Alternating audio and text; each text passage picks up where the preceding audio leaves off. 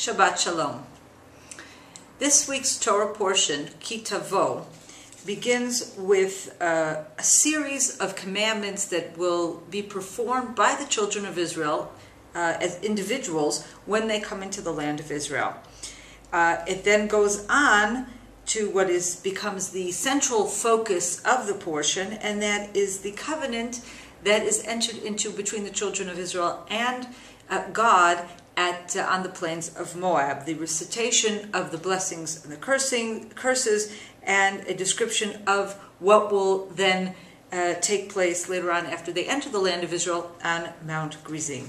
But I'd like to focus initially on these first verses that talk about three different instances. One, when you come into the land and you have harvested your fruit, then you are supposed to, this is in chapter 26, and you're supposed to bring that fruit to a sampling of the first fruit, and you bring it to the temple. You shall go to the priest that shall be in those days and say to him, I profess this day to the Lord thy God that I am coming to the country which the Lord swore to my fathers to give us.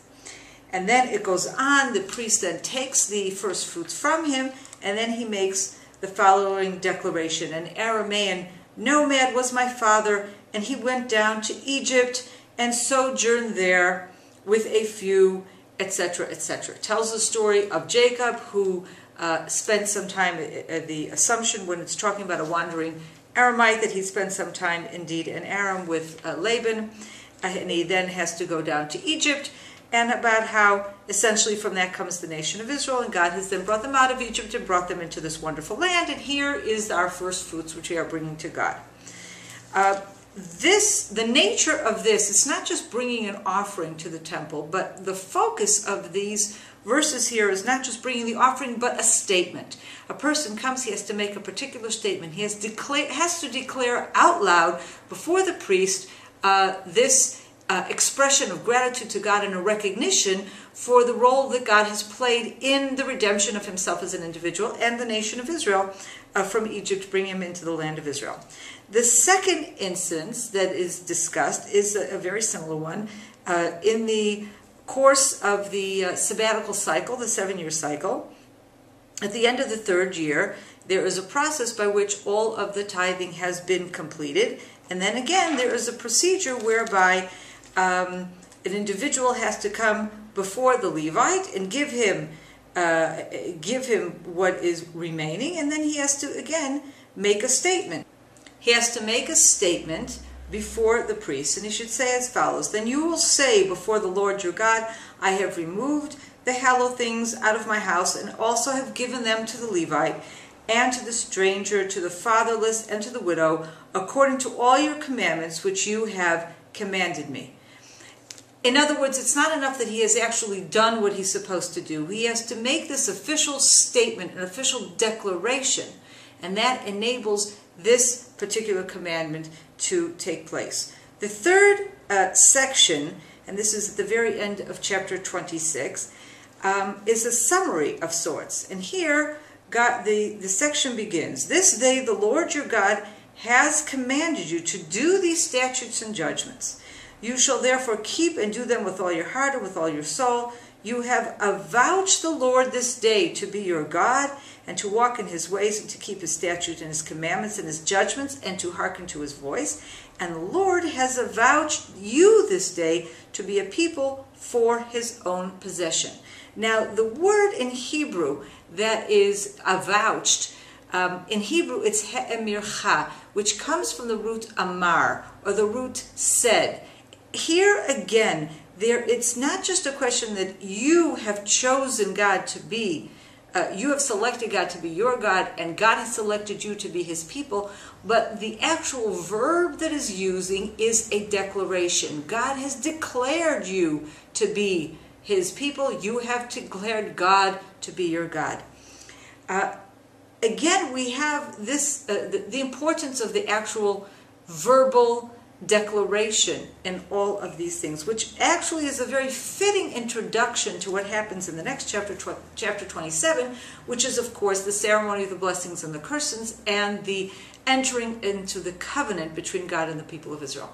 Now, this covenant is actually characterized by two things. Number one, a covenant, like any covenant, is some kind of a contractual relationship. And we have here a contractual relationship between God and the children of Israel. And if we think back to the first time we have this sort of contractual relationship in the Bible, we will remember the covenant that God makes with Abraham, the first covenant, which is the covenant of the pieces. And there what he does is he has to take some animals, split them, and have some pieces on one side, some pieces on the other. And there is a sense of God's presence represented by fire, and spirit walking between these pieces. Now, Rashi, which is a classic commentator of the Bible, noted that in ancient times it was a very typical way of entering into a contract between two people. They would together walk between animals that had been split, or walk between two things, and walking between them, that was a symbol of having entered into a covenant or into a contract. And therefore, the covenant of the pieces is this kind of thing, because it's a way of illustrating that in this way God and Abraham, so to speak, have walked between the pieces and entered into this covenant. Interestingly here, the covenant that is described here in Deuteronomy is a covenant that will actually be finally entered into at Mount Gerizim and Mount Ebal. And there you have the children of Israel standing between two mountains.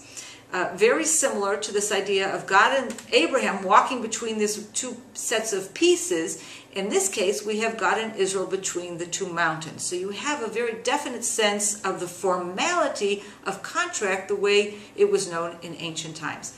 But the other thing that characterizes this covenant is the declaration. The priests or the Levites have to read out the blessings and the curses, and the children of Israel must respond amen to every single one.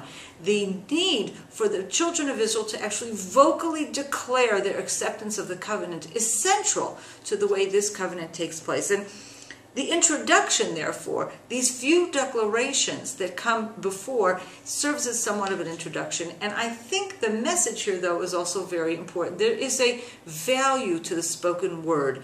It is one thing to think or have an opinion or to feel, but to actually make the declaration, that carries a weight all its own. A weight both in speaking and praying to God. When you actually say the prayer, it has a very different effect than when you think it.